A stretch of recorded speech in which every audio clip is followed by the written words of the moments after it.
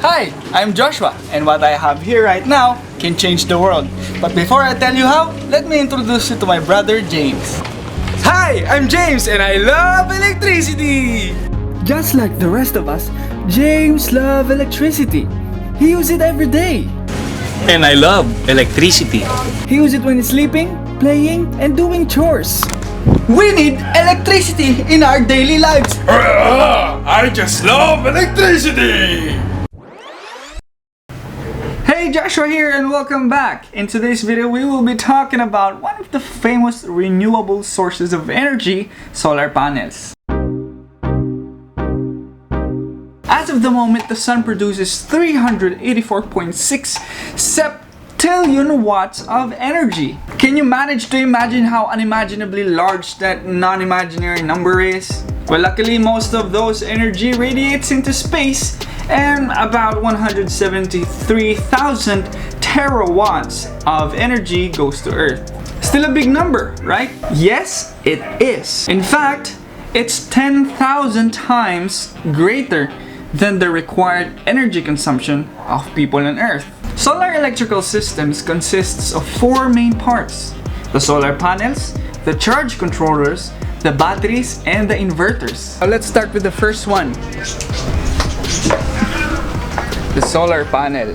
Solar cells or solar photovoltaic devices are the fundamental segments of the system. They are responsible for converting the sunlight to electricity.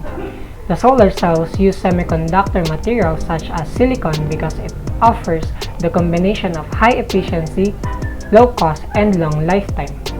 When a photon hits a cell, the electrons will gain photon energy and be free to move. A potential difference is created between the N region and the P region of the cell, creating electric current enough to drive a load.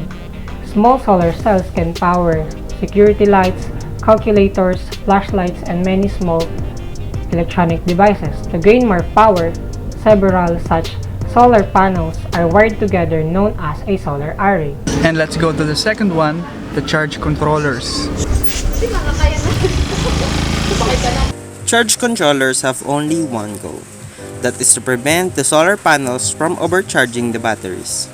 They regulate the amperage and voltage that is delivered to the load, and any excess power is delivered to the battery system, so the batteries maintain their state of charge without getting overcharged. Third, batteries.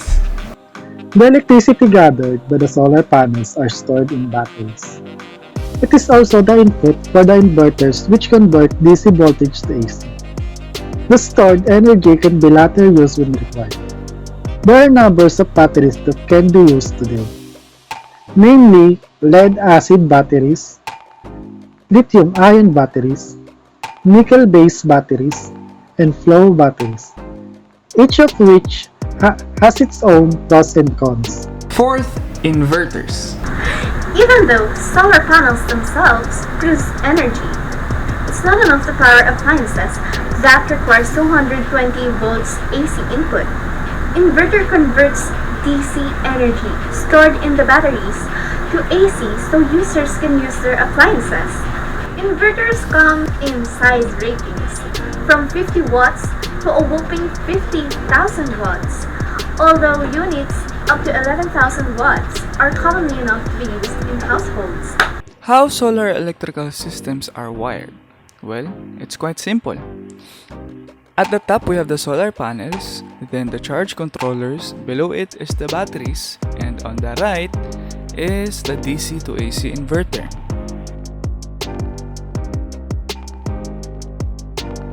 How do they work? The sun produces sunlight,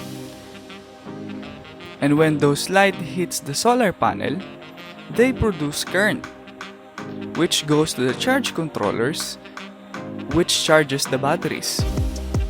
The batteries are then fed to the inverters to produce 220 volt AC to power your light bulbs or electric fans. So the big question here is, why don't we just rely on the sun's energy? Now it's even cheaper than energy gathered from fossil fuels. Why is it not used everywhere?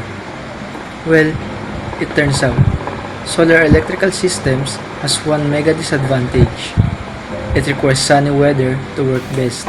When it's cloudy or dark, even the best, most efficient solar panels are pretty much useless. Isn't it an irony because those are the times when we need the most? In addition, the sun intensity varies on location, time of the year, and time of the day. This disadvantage is one of the reasons why arguments regarding solar reliability arise. The good news is, the technology for solar batteries are advancing. Lithium-ion batteries can be used and batteries have become a lot cheaper and better. Also, various efficient ways of storing energy from solar panels are continuously being developed. There are existing storage methods, but they still are considerably very expensive. To conclude this video, we think that the future of the green city is not far away. We still don't use solar panels everywhere, as in every home, every city, every factories, and everywhere, because we're just not there yet. But don't worry, we will get there, and it's very close.